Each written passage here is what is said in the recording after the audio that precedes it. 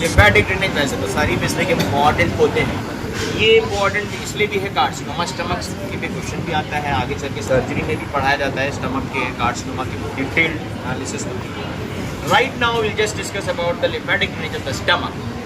तो स्टमक का lymphatic drainage ऐसे है, फंडस के अलोंग इधर ग्रेटर कर्वेचर के अलोंग कुछ लिम्फ नोड्स मिलेंगे, वो किस उसमें मिलेंगे, लिगामेंट में, लीनो-रीनल लिगामेंट में। तो उस लिम्फ नोड्स को क्या कहेंगे, pancreaticolienal lymph node. Lienal lieno is actually the word relating to spleen. तो वो आ रहा है पैनक्रियाज और स्प्लीन के हाइलम के जंक्शन, ठीक है, टेल ऑफ पैनक्रियाज और हाइलम ऑफ द स्प्लीन के लेवल पे। So those lymph nodes are called pancreaticolienal lymph nodes. Fundus का ड्रेनेज उधर होगा, लिम्फेटिक ड्रेनेज। फिर क्या होता है, ये अलोंग द लेसर कर्वेचर कुछ सुपीरियर गैस्ट्रिक नोड्स होंगे, अलोंग द ग्रेटर कर्वेचर नीचे कुछ इंफीरियर लिम्फ नोड्स होंगे, इंफीरियर गैस्ट्रिक, वो ग्रेटर ओमेंटम में, ये लेसर ओमेंटम में होंगे।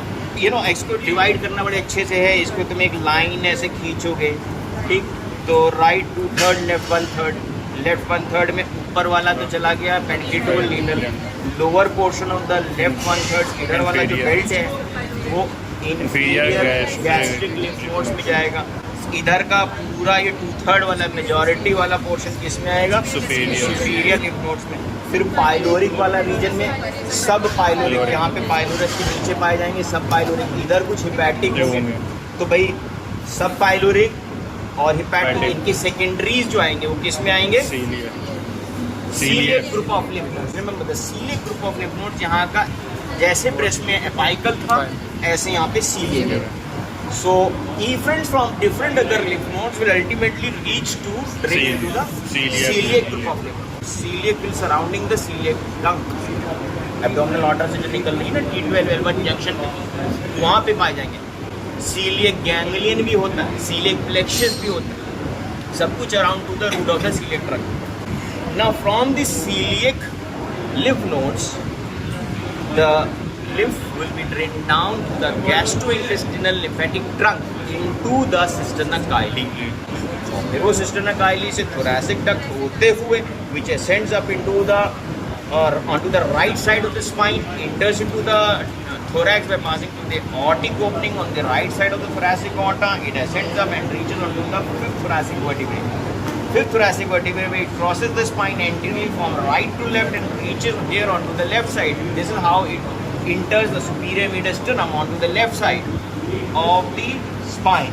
Then it ascends up and crosses the thoracic inlet, and at the level of the transverse process of C7 vertebra, it takes a loop, and that loop now terminates into the junction of left subclavian, left internal jugular.